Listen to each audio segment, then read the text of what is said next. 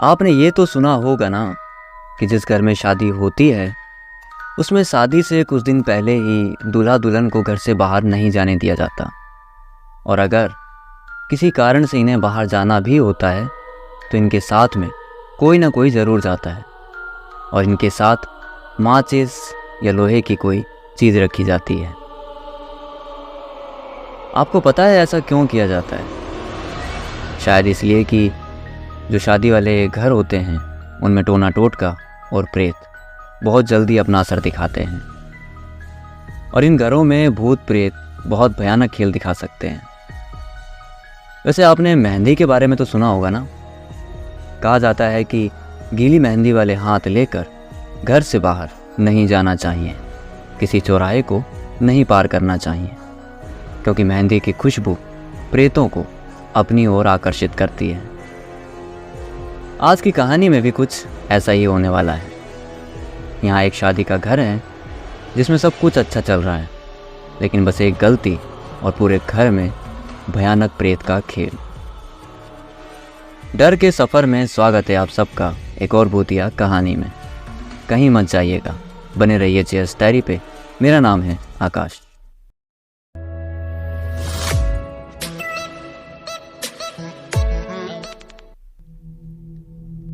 ये कहानी है उत्तर प्रदेश से 2007 की। एक शादी वाला घर था और जिनकी शादी है उनका नाम है विकास। काफ़ी अच्छा खासा बड़ा परिवार है, अच्छा खासा आलीशान घर है और जिनसे इनकी शादी हो रही है उनका घर परिवार भी बहुत अच्छा था। दोनों लड़का लड़की एक दूसरे को काफ़ी पसंद करते थे और इस शादी को लेकर सब बहुत खुश थे। वैसे मुझे नहीं पता कि आपको ये बात पता है या नहीं कि शादी वाले घर में शादी से कुछ दिन पहले ही लड़का लड़की घर से बाहर नहीं निकलते और अगर किसी कारण से इन्हें घर से बाहर जाना भी है तो इनके साथ में एक या दो जने साथ जाते हैं और अपने साथ माचिस या लोहे जैसी कोई चीज़ साथ रखते हैं। कहा जाता है कि शादी विवाह के समय ये जो प्रेत आत्माएं होती हैं ये उन लोगों पर जल्दी अपना खेल दिखाती हैं। बुरी शक्तियाँ बहुत जल्दी ऐसे घरों में आ जाती हैं। इसका कारण तो मुझे भी नहीं पता और अगर आपको इसके पीछे की वजह मालूम है तो हमें कमेंट करके ज़रूर बताइएगा। अब होता क्या है कि इनके घर में शादी की तैयारियां जोरों शोरों से चल रही थी। घर में तमाम मेहमान आए हुए थे और सब लोग शादी की तैयारियों में लगे हुए थे। शादी से 2 दिन पहले विकास का बचपन का दोस्त आ रहा था। उसका नाम रोहित था और रोहित को विकास के घर वाले बहुत अच्छे से जानते थे। इनकी दोस्ती किसी भाई के रिश्ते से कम नहीं थी। रोहित स्टेशन पर पहुंचकर अपने दोस्त विकास को फ़ोन करता है और कहता है कि मैं स्टेशन आ गया हूं और मैं बहुत जल्द घर पहुंच रहा हूं। अपने जिगरी यार के आने की खबर सुनकर विकास बहुत खुश था। विकास ने कहा कि रोहित तू स्टेशन के पास ही रुक, मैं किसी को भेजता हूं तुझे लेने के लिए। तो रोहित ने कहा कि हाँ ठीक है, लेकिन शादी ब्याह का घर है भाई, सब अपने अपने काम में बिजी होंगे, तू परेशान मत हो, मैं आ जाऊंगा। तो विकास ने कहा कि नहीं नहीं भाई, तू मेरे लिए इतनी दूर से आया यार, तो मेरा भी फ़र्ज़ बनता है कि तुझे परेशानी ना हो। तो रुक, मैं अगर कोई नहीं आया तो मैं खुद तुझे लेने आऊँगा। तब रोहित ने उसे मना किया और कहा कि नहीं नहीं, तेरी शादी है 2 दिन बाद, तू घर से बाहर कैसे आ सकता है भाई, तू परेशान मत हो, मैं आ जाऊँगा। इनकी बस इतनी सी बात हुई थी, इतने में फ़ोन कट गया। वापस फ़ोन लगाया तो रोहित का फ़ोन बंद आ रहा था। हो सकता है भाई उसका फ़ोन डिस्चार्ज हो गया हो, इतनी दूर से सफ़र करके आया है, हो सकता है फ़ोन चार्ज ना हो। यहाँ भूत प्रेत जैसी क्या बात है ना। चलो कोई बात नहीं। जब इसके दोस्त का फ़ोन बंद आने लगा तो इसने सोचा कि रोहित मेरे घर आ रहा है और वो बहुत दूर से मेरी शादी में आया है और उसे परेशानी नहीं होनी चाहिए, इसलिए वो खुद स्कूटी लेकर स्टेशन की ओर चल दिया। लेकिन यहाँ घर में सब लोग अपने अपने काम में लगे हुए थे, इसीलिए किसी ने इस पर ध्यान ही नहीं दिया और ना ही ये अपने साथ माचिस या कोई भी लोहे की चीज़ लेकर निकला था। ये बाजार का रास्ता छोड़कर एक जंगल के रास्ते से होकर सीधा स्टेशन पहुंचा। वहां जाकर इसने अपने दोस्त को ढूंढा, लेकिन वहां रोहित इसे कहीं नहीं दिखा। तो इसने सोचा कि शायद वो घर के लिए निकल गया होगा किसी सवारी से, पर जंगल वाले रास्ते से तो मैं खुद आया हूँ, तो हो सकता है रोहित बाजार वाले रास्ते से घर की ओर गया होगा। इसने वापस अपनी स्कूटी जंगल वाले रास्ते की ओर मोड़ ली, ये सोच कर कि रोहित के घर पहुंचने से पहले मैं घर पहुंच जाऊं। और इस वक्त शाम के करीब 6 बज रहे थे। शाम धीरे धीरे अंधेरे में डूब रही थी। इसने जल्दी घर पहुंचने के लिए जंगल वाले रास्ते से जाना ठीक समझा। इस वक्त जंगल की ओर कोई गाड़ी नहीं जा रही थी और ना ही लोग 6 बजे के बाद इस जंगल से गुजरना पसंद करते हैं। सड़कें पूरी तरह वीरान थी, चारों तरफ सिर्फ और सिर्फ अंधेरा था। विकास को जंगल में कुछ अजीब सी आवाज़ें सुनाई थी, लेकिन उसने इस वक्त जंगल में गाड़ी रोकना ठीक नहीं समझा। ये अभी कुछ दूर चला ही था कि इसकी गाड़ी की जो हेडलाइट है वो अचानक से बंद हो गई। इसने अचानक से गाड़ी रोकी और 3-4 बार गाड़ी की जो हेडलाइट है उसे अपने हाथों से मारा, लेकिन वो लाइट नहीं चालू हुई। इसने आसपास का माहौल देखा और हल्का सा डर अब इसे भी लगने लगा था। इसने कुछ देर तो कोशिश की, पर जब लाइट चालू नहीं हुई तो इसने ऐसे ही गाड़ी को स्टार्ट करके गाड़ी को धीरे धीरे धक्का देकर जंगल से बाहर निकलने का सोचा। तभी इसे पायल की आवाज़ सुनाई थी। ऐसा लग रहा था जैसे कोई महिला है जिसने पायल पहन रखी है और वो धीरे धीरे इसके पास आ रही है। विकास के दिल की धड़कनें तेज हो रही थी क्योंकि वो पायल की आवाज़ अब इसके बेहद करीब से आ रही थी। डर के मारे अब इसकी हालत खराब होने लगी। विकास ने बस गाड़ी को ऐसे ही तेज तेज धक्का देकर जंगल से बाहर निकालने लगा, लेकिन अब उसे ऐसा लग रहा था जैसे गाड़ी पर थोड़ा वजन हुआ है। शायद ऐसा लग रहा है कि कोई गाड़ी के पीछे आकर बैठ गया है। ये गाड़ी को अब और तेज धक्का देकर जंगल से बाहर निकालने लगा। तभी एक छोटा सा गड्ढा आया जिसमें गाड़ी को हल्का सा झटका लगा और जो गाड़ी की लाइट है वो चालू हो गई। ये जल्दी से स्कूटी पर बैठा और इस जगह से निकलने लगा। तभी इसने महसूस किया कि जो आगे का पाँवदान है वहाँ कुछ है। इसने जब हाथ से टटोल कर देखा तो वहाँ एक पायल की जोड़ी थी। इसने उस पायल की जोड़ी को गाड़ी की जो आगे वाली लाइट है उसके सामने करके देखा तो पायल बिल्कुल नई सी लग रही थी और पायल बहुत खूबसूरत थी। इसने उसे अपनी जेब में रख लिया और ये सोचा कि शायद शादी ब्याह का घर है, तो इतने लोग हैं, माताएं बहनें आई हुई हैं, तो उनमें से किसी की गिर गई होगी। और अगर ये उनमें से किसी की भी नहीं हुई तो ये पायल मैं अपनी होने वाली पत्नी को गिफ्ट कर दूंगा। ये उस पायल को अपने साथ रख कर घर पहुंचा। घर जाकर ये अपने दोस्त से मिला और एकदम से सारा माहौल बदल सा गया। भाई इतने पुराने दोस्त हैं, आज मिले हैं तो बस आगे तो आप समझ ही जाओ।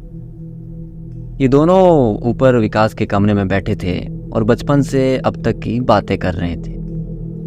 विकास ने अपने दोस्त रोहित से कहा, अरे सुन, मैं तेरी भाभी के लिए ना एक तोहफा लाया हूँ। विकास ने वो पायल निकाल कर रोहित के सामने रख दी। रोहित ने कहा, ये पायल है तो बहुत खूबसूरत, लेकिन ये थोड़ी पुरानी सी नहीं लग रही, ये किस पे मिट्टी मिट्टी सी भी लग रही है।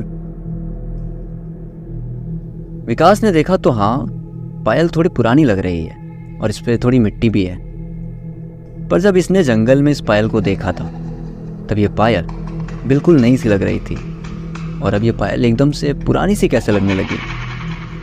रोहित ने फिर से कहा, विकास क्या हुआ, तू ठीक तो है ना, और कोई दिक्कत है क्या, तू कुछ छुपा रहा है क्या? तो विकास ने बस इस बात को आई गई में कर दिया और कहा कि नहीं ऐसी कोई बात नहीं है, और तू एक काम कर, तू इतनी दूर से आया है तो तू थोड़ा आराम कर ले, थोड़ा नहा ले, फ्रेशन अप हो ले, फिर नीचे शाम वाले प्रोग्राम में भी तो चलना है अपन को। तो रोहित ने कहा, हाँ यार मैं नहा कर आता हूँ, तो एक काम कर, तब तक एक बढ़िया वाली चाय बनवा ले। ये नहाने चला गया तो विकास ने एक नींबू लिया और उसको काट कर पायल पर रगड़ने लगा, क्योंकि हमारे भी घर में जब ज्वेलरीज वगैरह थोड़ी पुरानी हो जाती हैं तो माताएं बहनें ऐसे ही अपनी ज्वेलरी को साफ़ किया करती हैं। लेकिन कमाल की बात पता है क्या, इसने जैसे ही पायल पर नींबू को रगड़ा वो नींबू लाल हो गया और उस पायल से नींबू के रस की जगह कोई लाल रंग जैसा कुछ निकलने लगा। देखने में लग रहा था शायद खून है या शायद गीला सिंदूर हो सकता है। विकास ने जब ये देखा तो वो डर सा गया। उसने रुमाल लिया और इस पायल को साफ किया। रुमाल को देखा तो ऐसा लग रहा था जैसे किसी ने इस रुमाल से खून साफ किया हो। उसने देखा और सोचा कि ये सब क्या हो रहा है और ये कैसे पॉसिबल है। उसने सोचा कि सबसे पहले इस रुमाल को यहाँ से हटा दिया जाए, वरना लोग कई तरह की बातें करेंगे। उसने इस रुमाल को लिया और खिड़की से बाहर फेंक दिया और पायल को वापस अपनी जेब में रख लिया। रात में ये सब लोग बस ऐसे ही मस्ती कर रहे थे और रात के करीब 1 बज चुके थे। अब शादी का घर है तो यहाँ चहल पहल में वक्त कैसे बीतता है पता ही नहीं चलता। रात के 1 बजे कुछ लोग सो रहे थे और कुछ लोग सोने की तैयारी कर रहे थे। ये दोनों दोस्त भी नीचे बैठे बाकियों के साथ मस्ती कर रहे थे और यहाँ विकास की मम्मी जी ने कहा कि बेटा अब तुम दोनों भी जाकर सो जाओ। तो रोहित ने कहा कि आंटी जी मुझे भी थोड़ा सामान पैक करना है, मैं विकास और इसकी होने वाली वाइफ के लिए कुछ गिफ्ट्स लाया हूँ, तो मैं वो पहले पैक कर लूँ, उन सबको समेट दूँ, फिर मैं सो जाऊँगा। तो आंटी जी ने कहा कि ठीक है बेटा, ये तुम्हारा ही घर है और शादी की वजह से पूरा घर फैला हुआ है, तो तुम्हें जहाँ जगह मिले तुम सो जाना, और अगर कहीं जगह ना भी मिले तो ये तुम्हारा दोस्त है ना, इसके कमरे में जाके तुम दोनों दोस्त साथ में सो जाना। रोहित ने कहा हाँ जी आंटी जी ठीक है, मैं ऐसा ही करूँगा।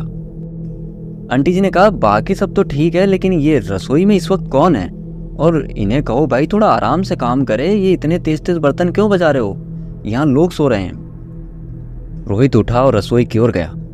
अरे सुनिए, आप जरा आराम से काम कीजिए, बर्तन की आवाज़ बहुत तेज आ रही है बाहर तक। लेकिन ये क्या, रसोई में तो कोई है ही नहीं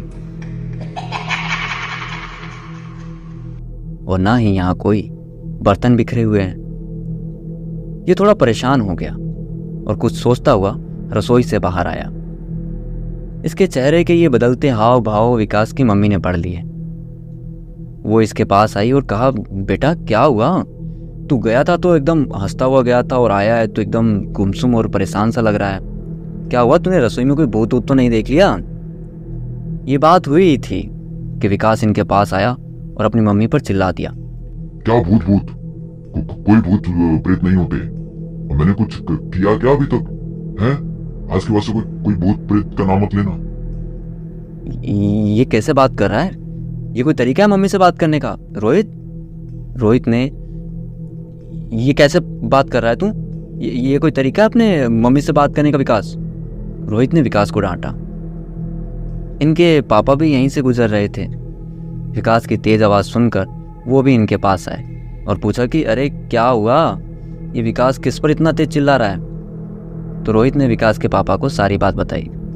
तो विकास के पापा ने कहा कि अच्छा कोई बात नहीं भाई, शादी विवाह का माहौल है और क्या तुम लोग भी ऐसी बातें लेकर बैठे हो, चलो जाओ जाओ सब लोग जाओ, अब सोने जाओ, काफ़ी लेट हो गया, रात के 1 बज गई है भाई। विकास को सोने के लिए ऊपर वाले कमरे में भेज दिया गया और रोहित और विकास की मम्मी और पापा तीनों किनारे की ओर आ गए। तब रोहित ने कहा कि अंकल मुझे आपसे कुछ बात करनी है। दरअसल रसोई में से आवाज़ आ रही थी और कोई बर्तन बहुत तेज तेज बज रहे थे। तब आंटी जी ने बोला कि इनसे कहो कि ये कोई वक्त नहीं है काम करने का, सब लोग आराम कर रहे हैं, तो बर्तन वर्तन मत बजाओ अब। और जब मैं रसोई में मना करने के लिए गया था तो रसोई में कोई था ही नहीं। इनके पिता के चेहरे पर चिंता और गहरी हो गई। तो विकास की मम्मी ने कहा कि क्या हुआ, आप इतने क्यों परेशान हो, कोई बात है क्या। तब इनके पापा ने कहा कि वो जो हमारे घर के सामने वाले हैं ना, वो आए थे और उन्होंने कहा कि उन्होंने विकास के कमरे के बाहर वाली जो खिड़की का जो छज्जा है उस पर किसी महिला को खड़े देखा है और वो महिला दुल्हन के जोड़े में पूरा श्रृंगार किए खड़ी थी। तो इनकी माताजी ने कहा कि ये हमारे घर में क्या हो रहा है, कि कहीं ऐसा तो नहीं है ना कि हमारे घर में भूत प्रेत आ गए हैं। इनके पिताजी ने कहा कि तुम परेशान मत हो, कल जो हमारे पंडित जी आएंगे शादी करवाने के लिए, हम इस बारे में उनसे बात करेंगे और हो सकता है कि वो हमारी इस मामले में कुछ मदद कर पाएँ। यहाँ ये सारी बातें ख़त्म हुई और इन्होंने सोचा कि हम अब इस बारे में किसी से कोई बात नहीं करेंगे, वरना इतने सारे मेहमान आए हुए हैं, खामोखा लोगों के मन में डर बैठ जाएगा। और लोगों को तो आप जानते ही हैं, एक बात सुनेंगे और उसमें 2 बात अपनी तरफ से जोड़ के न जाने कैसी कैसी बातें बना लेंगे। वैसे अब तक जो मैंने आपको कहानी सुनाई, अगर ये पसंद आई तो वीडियो को लाइक कीजिएगा और हमें अपना जो कीमती फीडबैक है वो ज़रूर दीजिएगा। कहानी कैसी लगी हमें कमेंट में ज़रूर बताइएगा। कहानी पसंद आई तो इसे औरों तक शेयर भी कीजिएगा। चलिए कहानी में आगे बढ़ते हैं। ये वापस अंदर आते हैं, लेकिन रोहित को घर में कहीं भी सोने की जगह नहीं मिल रही थी। ये शायद वो कंफर्टेबल नहीं हो रहा था, तो वो अपने दोस्त के कमरे में ऊपर चला गया। ऊपर आकर देखा तो कमरे का दरवाज़ा थोड़ा सा खुला हुआ है। इसने कमरे को बिना खोले ही उसमें से झांक कर देखा तो उसका दोस्त विकास सोया हुआ है, लेकिन उसके पैरों के पास कोई महिला खड़ी है जिसने दुल्हन की तरह श्रृंगार किया हुआ है। इसने बस उस महिला को देखा और दरवाज़ा बंद कर लिया। ये इस वक्त कौन हो सकता है और इतनी रात गए ये कमरे में क्या कर रहा है? इसने वापस दरवाज़ा खोला और बाहर से ही कहा कि सुनो, आप कौन हो और तुम्हें कुछ चाहिए क्या? इस वक्त यहाँ क्या कर रही हो आप? उस औरत ने कोई जवाब नहीं दिया और दीवार की ओर अपना मुंह करके चुपचाप वैसे ही खड़ी थी। इसने थोड़ा इधर उधर होकर उस महिला का चेहरा देखना चाहा, लेकिन उस महिला की शक्ल इसे नजर ही नहीं आ रही थी। इसका ध्यान सामने उस महिला पर था, तभी इसके पैरों से कोई चीज आकर टकराई। इसने नीचे ध्यान से देखा तो ये उस महिला का सिर था। ये उसे देख घबरा कर कमरे से बाहर की ओर गिरा और दरवाज़ा बंद हो गया। इसने यहाँ आंटी जी को आवाज़ लगाना शुरू किया। रोहित की आवाज़ सुनकर विकास के मम्मी पापा भागते हुए ऊपर आए और पूछा कि क्या बात है, तू ठीक है ना रोहित? तो रोहित ने उन्हें सारी बात बताई। पहले तो उन्हें विश्वास नहीं हुआ, फिर जब उन्होंने कमरे को खोलकर देखा तो हाँ, एक महिला खड़ी है और इसे इन तीनों ने बिल्कुल साफ देखा था। इन्होंने दरवाजे को वापस बंद कर दिया और ये अब आपस में ही बात करने लगे कि ये इस वक्त इस कमरे में कौन हो सकता है। इन्होंने वापस दरवाज़ा खोलकर देखा, लेकिन अब वो महिला नहीं है। ये धीरे धीरे उस कमरे में गए और चारों तरफ देखा, लेकिन यहाँ कमरे में कोई नहीं था। ये तीनों आपस में बात कर ही रहे थे, तभी विकास उठकर बैठा और इन तीनों को देखकर हंसने लगा। उसकी आंखें पलटी हुई थी, आंखें पूरी तरह सफ़ेद हो चुकी थी। रोहित ने विकास से कहा, विकास तू ठीक है ना? तू ये क्या कर रहा है? और देख भाई, ये मजाक का वक्त नहीं है। और तूने ये पैरों में पायल क्यों पहन रखी है? खोल इसे, चल। हिम्मत है तो हाथ लगा कर दिखा इस पायल को। तू लगाएगा इसे हाथ? ये आवाज डरावनी थी। रोहित ये आवाज सुनकर 2 कदम पीछे हट गया। विकास कहूं या शायद उस पर जो सवार महिला थी, अब वो इन तीनों को देखकर जोर जोर से हंसने लगी। यहाँ इनके माता पिता दोनों परेशान थे कि कल शादी है और शादी से 1 दिन पहले घर में ये सब चल रहा है। ऐसे हालातों में शादी कैसे करें और किसी को क्या बताएं? इनके पिता ने हाथ जोड़कर विकास के ऊपर जो भी महिला सवार है उससे कहा कि आप जो भी हैं प्लीज़ विकास को छोड़ दीजिए। आपकी जो भी इच्छाएं हैं, जो भी ज़रूरतें हैं, हम वो सब पूरी करेंगे। कल इसकी शादी है। तो उसने कहा कि इसलिए तो आई हूँ और ये खुद मुझे लेकर आया है और कल इसकी शादी तक मैं इसके साथ ही रहूँगी। मुझसे ही होगी इसकी शादी, फिर मैं इसे अपने साथ ले जाऊँगी। इन्होंने सोचा कि कल जैसे ही पंडित जी आएंगे, हम सबसे पहले उन्हें इस पूरे मामले के बारे में बताएंगे। लेकिन यहाँ समस्या एक और है, उसके पैरों में पायल। ये कल दूल्हा बनकर सबके सामने आएगा तो पैरों में ये पायल देखकर सब इसका मजाक बनाएंगे। तो विकास ने कहा कि तो चिंता मत कर, कल शादी होने तक मैं कुछ नहीं करूंगी। इसके दोस्त ने यहाँ पे एक काम बिल्कुल ठीक किया।